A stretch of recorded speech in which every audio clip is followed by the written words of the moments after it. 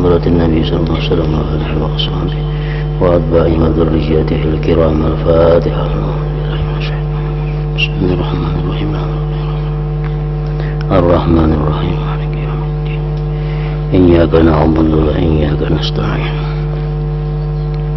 اهدنا الصراط المستقيم صراط الذين غير المغضوب عليهم ولا الضالين.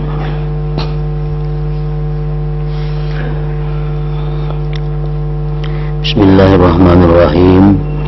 الحمد لله رب العالمين، والصلاة والسلام على أشرف الأنبياء والمرسلين سيدنا مولانا محمد وعلى آله وصحبه أجمعين.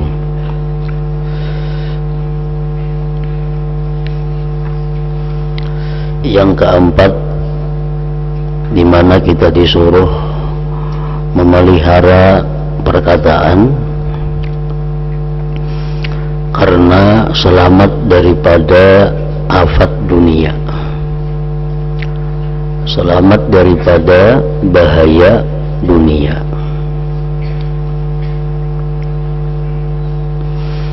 Menurut apa yang dikatakan oleh Sufyan Ats-Tsauri rahimahullah, janganlah engkau berbicara dengan lisanmu yang dapat menyebabkan pecahnya gigi-gigimu. Artinya banyak orang yang dipukul orang karena berkata-kata, karena kata-katanya kasar, kata-katanya kada baik, orang lain sarik, dipukul orang, dihantam orang, bahkan bisa dibunuh orang. Seperti menggunjing orang tahu yang digunjing itu bisa sarik dan bisa memukul. Orang yang difitnah namun inya tahu bisa menimbulkan perkelahian. Jadi kenapa kita disuruh memelihara perkataan? Karena bisa mencelakakan kita di dunia ini. Ulama lain berkata, janganlah engkau membiarkan lisanmu sehingga mengakibatkan rusaknya ibadahmu. Janganlah engkau membiarkan lisanmu sehingga mengakibatkan rusaknya ibadahmu. Antara lain menggunjing, menggibah itu merusak ibadah. Arti merusak ibadah itu menyebabkan ibadah kita ditolak oleh Allah Subhanahu wa ta'ala. Sebagaimana hadis yang dimuat oleh Imam Al-Ghazali dalam Ihya Ulumuddin, bahwa setiap hari malaikat pencatat amal kebaikan ini membawa naik ke hadirat Allah tentang amal-amal kebaikan kita, daripada sembahyang, zikir, membaca Quran, amal ibadah lain, menuntut ilmu, membaca salawat. Nah, dibawa naik ke atas. Begitu sampai di langit pertama, ditolak oleh penjaga langit pertama. Ujar penjaga langit pertama, amal ini orang kada bisa naik ke langit yang kedua. Sebabnya orang yang beramal ini suka menggibah orang, suka menggunjing orang, dan ini belum tobat daripada perbuatan itu.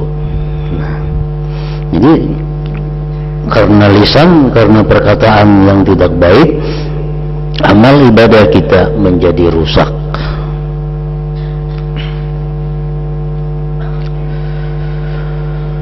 Para ulama membacakan syair, ihfaz lisanaka la taqulu fatubtala innal balaa muwakkalun bil mantiqi. Artinya, jagalah lisanmu, jagalah bicaramu, janganlah berbicara sehingga menyebabkan engkau dicoba. Sungguh cobaan itu diserahkan ditimbulkan oleh omongan. Arti dicoba di situ mendapat bala.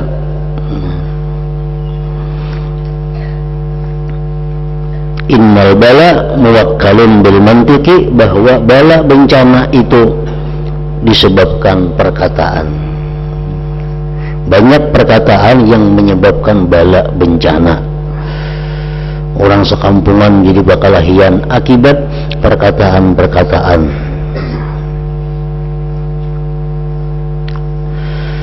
Ibnu Mubarak juga mempunyai syair yang berbunyi, ala ihfaz lisanaka innal lisana sari'un ilal mar'i fi qatlihi wa innal lisana dalilul fuadi yadullur rijala ala aqlihi.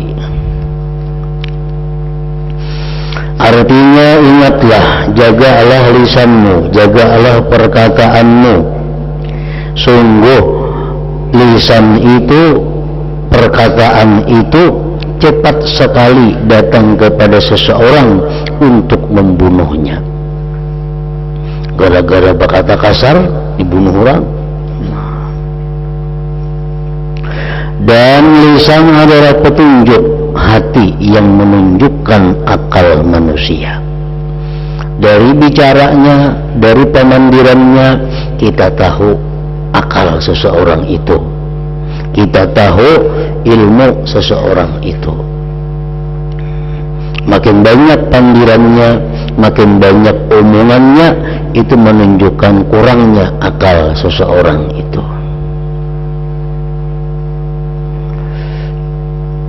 Kita misalnya ditakuni orang, mana ketujuhnya melihat orang nang pamandir lawan nang pendiam. Si anu tuh orangnya pemandir, si anu tuh orangnya pendiam. Mana ketujuhnya hati kita? Tentu ketujuh pendiam. Tentu kita menilai orang pendiam itu mulia.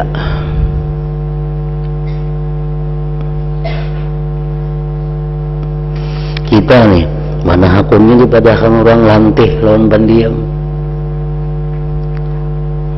Oh, si anu tuh pandir terus orangnya. Si anu tuh pendiam orangnya. Nah, tentu hati kita mengatakan nang pendiam itu adalah mulia. Beruntung orang-orang yang ditabiatkan Allah, beruntung orang yang sudah diciptakan Allah sebagai pendiam. Itu beruntung. Kadalapah lagi nya riyadhah, kadalapah lagi melatih diri supaya jadi pendiam. Ada orang yang pendiam itu ada. Ada orang diciptakan Allah berpandir ketujuh. Ketujuh pada makannya. Pandir aja dibawa makan karena dulu ya asik berpandiran lagi, nah ketujuh berpandirnya pada makan. Nah orang seperti ini susah, ini harus mau kadang mau melakukan latihan-latihan supaya mengurangi pandirnya itu, melakukan riyadhah dengan banyak menyendiri, banyak berdiam di tempat-tempat yang sunyi untuk mengurangi pemandirannya itu.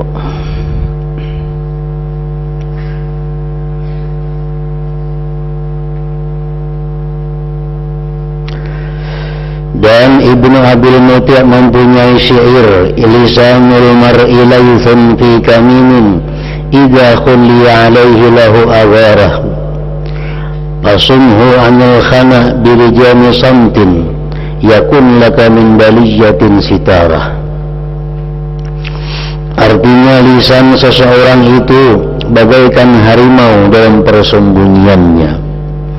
Apabila dibiarkan, ia akan menyerang pemiliknya. Karena itu, jagalah lisan dari berbicara jelik dengan kekang diam. Niscaya ia menjadi penutup bagimu dari berbagai bencana. Orang pendiam itu pahwal jarang. Orang pendiam itu kada dimuari orang. Orang banyak panjir ini, orang banyak nang muar. banyak mulahwal. Kenapanya kebanyakan diisi pandirnya.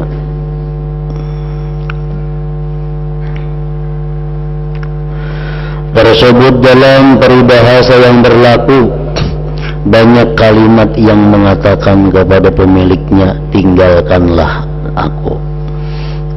Itu dalam peribahasa, kalimat-kalimat itu berkata, tinggalkanlah aku, jangan ucapkan aku, ujarnya. Imam Ghazali berkata, aku memohon kepada Allah, mudah-mudahan Dia berkenan memberikan taufik dengan rahmat-Nya.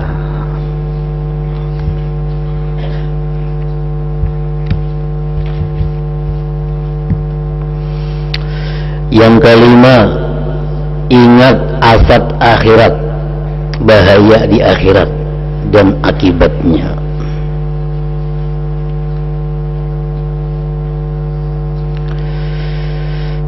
Ini kita disuruh menjaga bicara, disuruh mengurangi bicara yang kada perlu, apalagi bicara dosa, karena ingat bahayanya di akhirat dan akibatnya.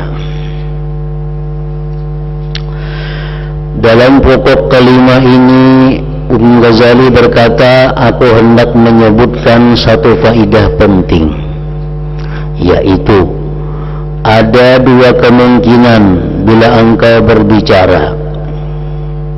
Ada kalanya berbicara haram dan berbicara yang diperbolehkan, yakni berbicara berlebihan yang tidak ada manfaatnya bagi engkau. Orang yang banyak bicara itu, Imam Ghazali, ada dua kemungkinan. Bisa yang dibicarakannya itu haram, bisa yang dibicarakannya itu tidak ada manfaat. Jika omongan itu haram, maka engkau bakal menghadapi siksa Allah yang engkau pasti tidak kuat menanggungnya. Kan berkata-kata ada yang wajib, itu kada banyak perkataan yang wajib itu, seperti amar ma'ruf nahi munkar. Nah, itu perkataan yang wajib. Ada perkataan yang sunat, ada perkataan yang haram, banyak itu. Ada perkataan yang makruh, ada perkataan yang boleh. Nah, orang yang banyak bicara itu, banyak bepandir itu, berputar antara dua, bisa nang haram dibicarakannya atau nang kada ada manfaatnya. Bila nang haram, maka dia akan menghadapi siksa Allah. Aku telah meriwayatkan dari Rasulullah sallallahu alaihi wasallam, beliau bersabda, lailata usriya bi ra'aitu finnar qauman ya'kuluna jiyab, wa qultu ya Jibril man haula, qala haula alladhina ya'kuluna luhuman nas. Artinya, pada malam aku diisrakan, ujar Nabi kita, aku melihat orang-orang di dalam neraka memakan bangkai. Mana dalam neraka sudah diberi makan, ini pulang bangkai, disuruh makan bangkai. Lalu aku bertanya, hai Jibril, siapakah mereka itu? Jibril menjawab, mereka adalah orang-orang yang memakan daging orang lain. Rasulullah pernah bersabda kepada Mu'adz, iqta' lisanaka an hamalatil Qur'an wa tullabil ilm wa la tumazzikin nas bilisanik wa tumazzikaka kilabun nar. Artinya, hai Mu'adz, hentikanlah lisanmu dari menggibah orang-orang yang hafal Al-Quran dan para penuntut ilmu. Janganlah engkau mencabik-cabik orang lain dengan lisanmu, sehingga menyebabkan engkau dicabik-cabik oleh anjing-anjing neraka.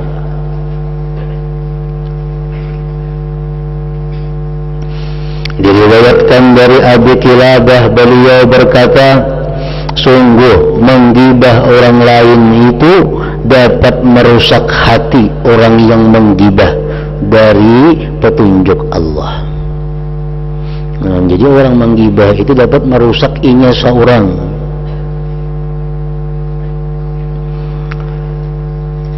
Di dalam kitab Sirajut Talibin syarah ini menjelaskan bahwa ghibah itu macam-macam. Ada ghibah itu yang sampai kafir hukumnya. Ghibah yang haram sudah banyak. Namun dalam keadaan yang sedikit menggibah itu diperbolehkan. Bahkan ada yang diberi pahala. Menggibah yang haram itu kayak apa? Menggibah yang kafir macam apa? Menggibah yang kafir itu adalah orang-orang yang menggibah dan mengikatkan di hatinya boleh menggibah itu.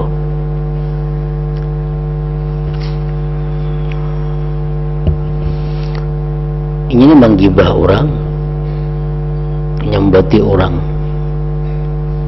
Si anu tuh ka ini. Ada nang menegur, kamu jangan menggibah orang lah. Ujarnya, bujuran apakah itu? Nah, itu kafir itu. Etikat di hatinya bila bujuran itu boleh digibah. Padahal kalau boleh. Si anu tuh orangnya apa kata bisa sembahyang gak ada. Si anu tuh orangnya pembunuh mau maling. Si anu tuh orangnya ini. Jadi kita jangan menggibah orang. Bujuran bang. Nah, perkataannya bujuran bangnya kayak itu kelakuannya, makanya aku sambat. Nah, perkataan seperti itu mengakibatkannya keluar dari agama Islam karena menggibah dipadahkannya boleh. Nah, mbah itu kalau cukup beristighfar membaca 2 kalimat syahadat, maka gibah itu kan menyambat nang bujuran. Amun nang kada bujuran itu fitnah ngarannya.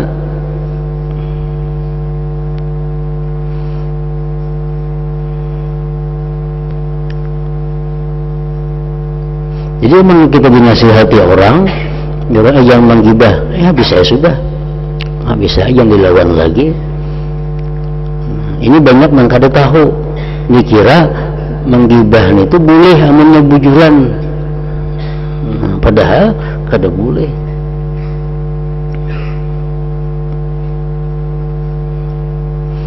Kan kada boleh menggibah orang kayak itu, berdosa. Bujuran panggilnya kayak itu kusambat aja. Nah, jangan, itu mengakibatkan kafir, berat benar itu. Yang kedua, haram. Nah, haramnya sudah jelas saja.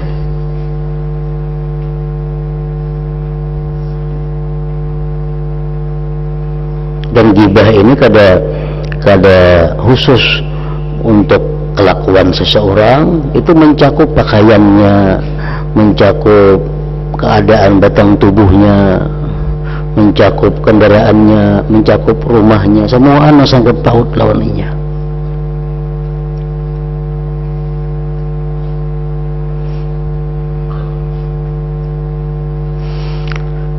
Nah, menggibah itu tadi haram, ada juga haram yang sudah biasa lumrah, ada juga menggibah itu yang dibolehkan. Seperti menggibah yang dibolehkan itu menggibah sultan yang zalim. Bupati itu korupsi orangnya, punya bujuran itu boleh aja nih itu. Pembakal itu korupsi, mana beli duit itu harus sepeda motor pulang umpamanya, maka bujurannya korupsi, nah itu boleh aja disambat nih itu. Sultanun jair, tapi yang disambat intang situnya aja, yang lainnya jangan disambat.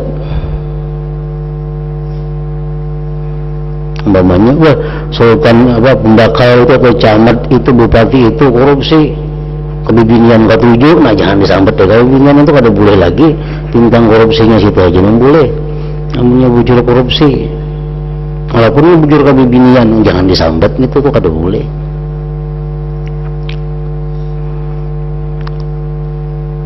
Nah, yang kedua yang boleh digibah Yang keterangan minggu dahulu, orang yang sudah kada malu dengan maksiatnya, ini kada malu dengan maksiat itu, boleh kita sambat. Ini kada malu permainan dibuat yang listrik, bedum, bejatur, berimi, kita angkartak kada sopan adanya, kita sambat dah. Siapa tuh kalau jubahnya berimi kada apa-apa nih tuh, ini sawang bang kada sopan, kita sambat dah, boleh aja nih tuh. Nah, ada juga menggibah itu yang mana kita wajib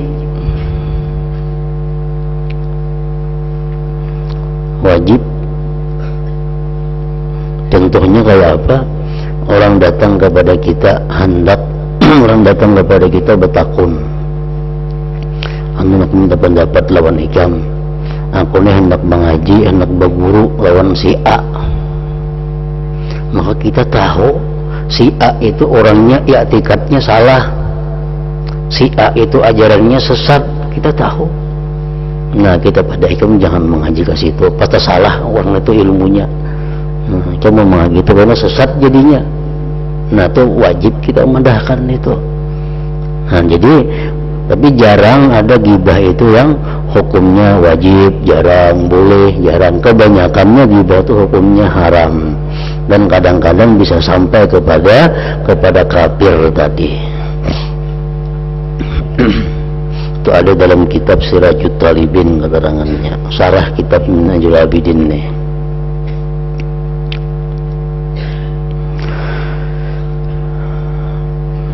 Semoga Allah berkenan menjaga kita semua dari perbuatan menggibah itu dengan karunia-Nya. Adapun mengenai omongan yang diperbolehkan, maka ada 4 hal yang harus engkau perhatikan. Ini omongan yang boleh, yang boleh pun terlalu banyak bisa jadi kada boleh. Banyak itu dalam agama kita, macam makan yang halal boleh, kebanyakan makan yang halal kada boleh lagi. Laki-laki boleh berutas pirak, tapi berutasnya 4-5 buting di tangan jadi haram, jadi kada boleh lagi. Bujurnya boleh makai pirak laki-laki, tapi memakai 2 kiri kanan itu sudah khilaf ulama, ada mengatakan boleh, ada mengatakan haram. 3 nyata sudah kada boleh. Jadi bukan semua pirak itu sebanyak-banyaknya laki-laki boleh makai lah, ada. Kalau sebuting berutas pirak itu boleh. Kalau kiri kanan sudah khilaf ulama, ada mengatakan boleh, ada mengatakan kada. 3 bang berinting di tangan itu sudah nyata kada boleh. Nah, jadi perkara yang boleh belum tentu boleh seboleh-bolehnya. Bicara yang boleh pun mesti ada yang dipelihara, dijaga. 4 hal. 1, menyibukkan para malaikat pencatat amal yang mulia. Kita ini bicara yang boleh aja, tapi perkataan kita yang boleh itu maulah sibuk malaikat dengan mencatat amal lisan yang tidak membawa kebaikan dan tidak ada faedahnya.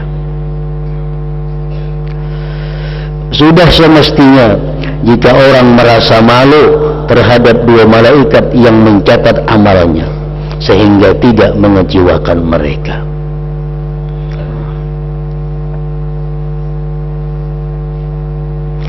Allah Ta'ala berfirman, ma yalfidhu min qaulin illa ladaihi raqibun atid. Artinya tidaklah seseorang mengucapkan suatu perkataan kecuali di dekatnya ada malaikat raqib atid yang mengawasi dan menunggu. Maka kita disuruh menghormati malaikat, disuruh jangan mengecewakan malaikat.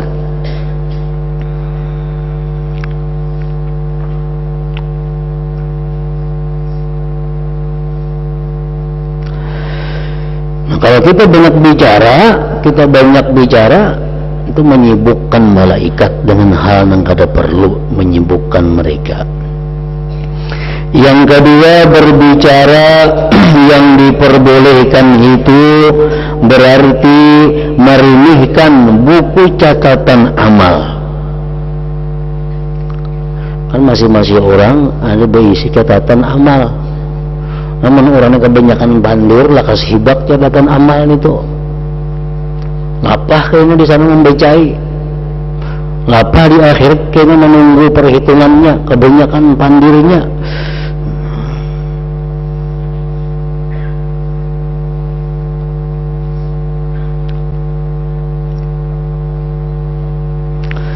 Berbicara yang dibolehkan itu berarti merimihkan buku catatan amal, sebab mengobrol dan berkata yang bukan-bukan.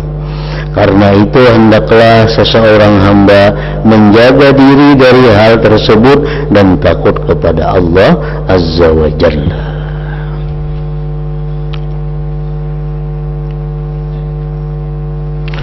Disebutkan bahwa sebagian ulama melihat seseorang yang sedang berbicara jelek,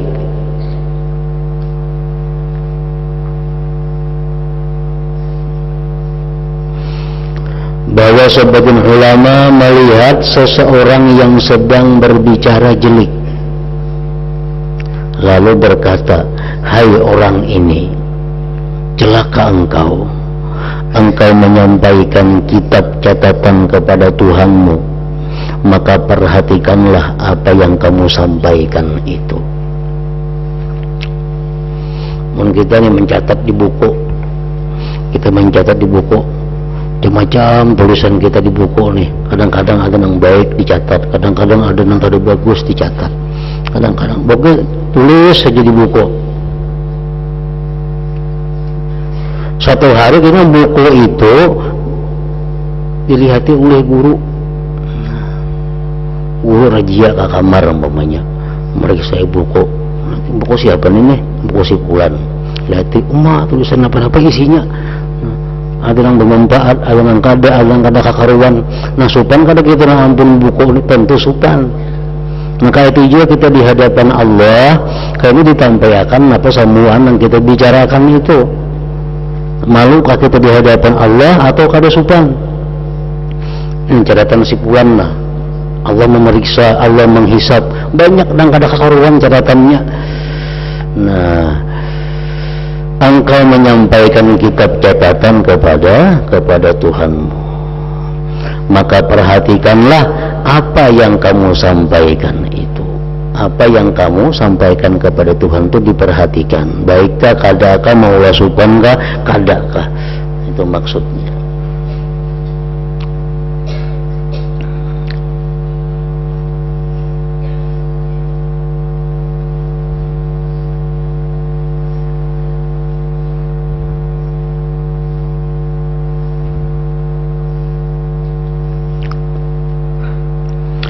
Yang ketiga,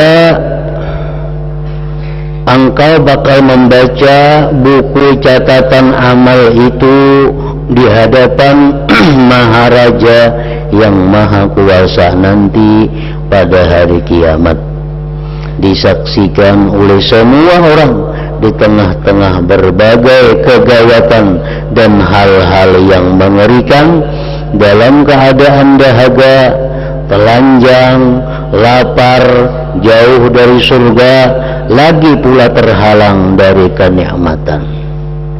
Nah, kita disuruh Allah karena membaca semuaan pekerjaan kita itu.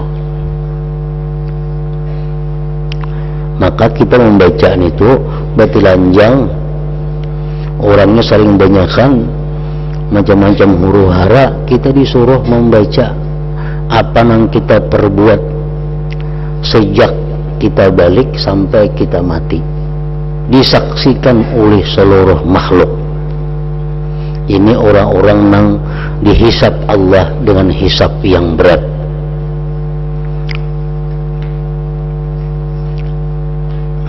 Nah, jadi catatan amal kita ini diperiksa, disuruh Tuhan baca.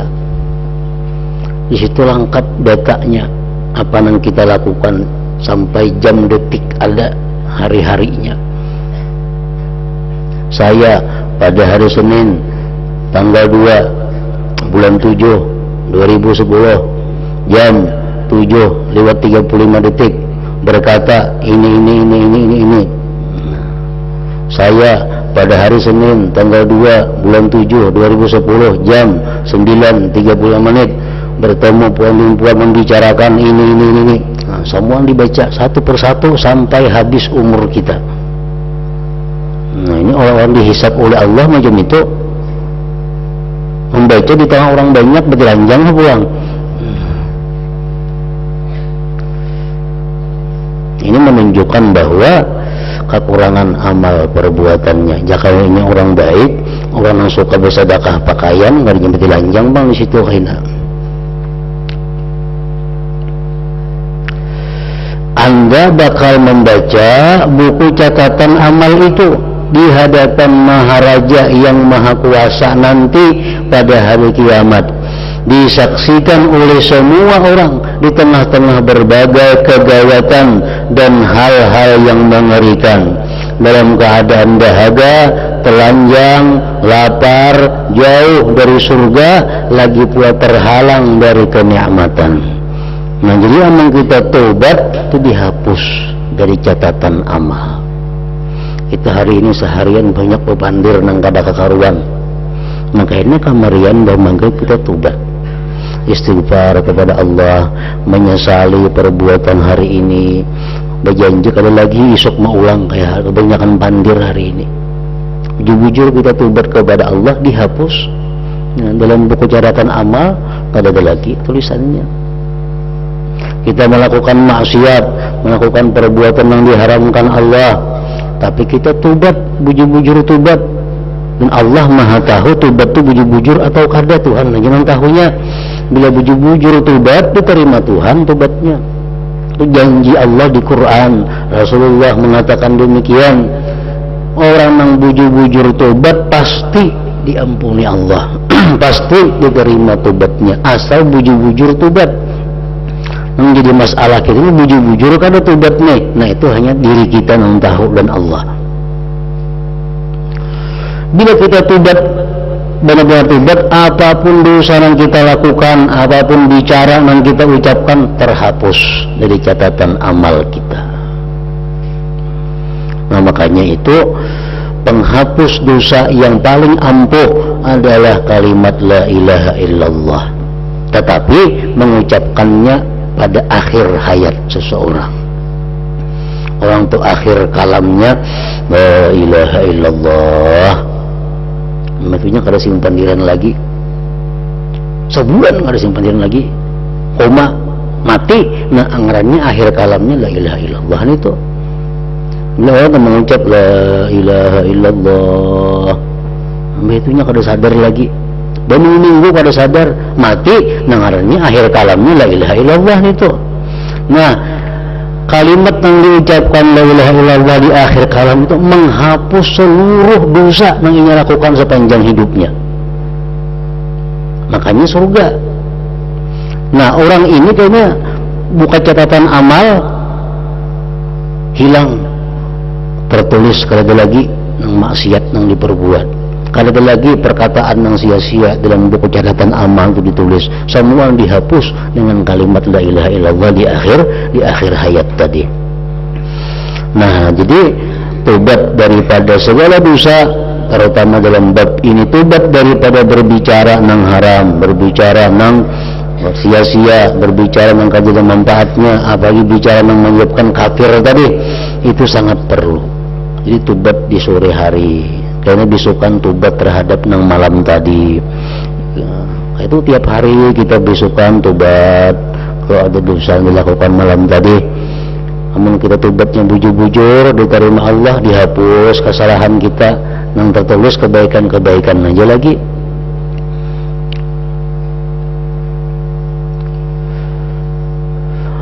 Yang keempat, dicela dan dijelik-jelikkan lantaran apa yang engkau ucapkan, dan engkau pasti tidak dapat mengemukakan alasan serta malu kepada Tuhan yang Maha Agung.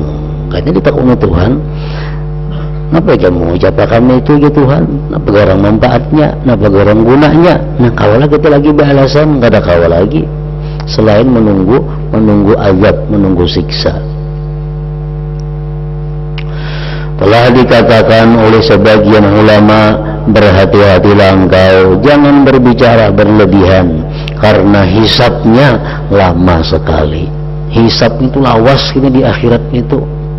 Orang sudah ke surgaan, sudah berjurut, seorang masih berurusan aja lagi karena kalantihan dalam dunia. Karena kalantihan dalam dunia, orang ke surgaan, seorang masih berurusan membujurakan kata-kata bahari.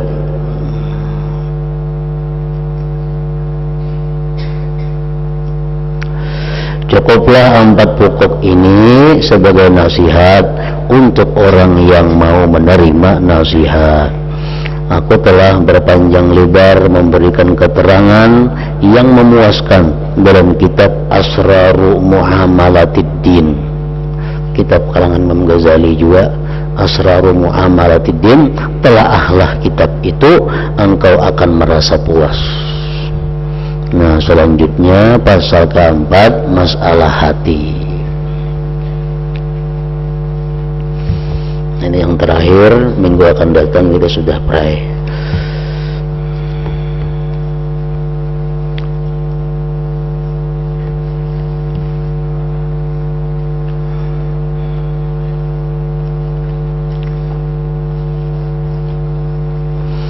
Ila hadratin Nabi sallallahu alaihi wasallam, al-Fatihah. A'udzubillahi minasyaitonir rajim.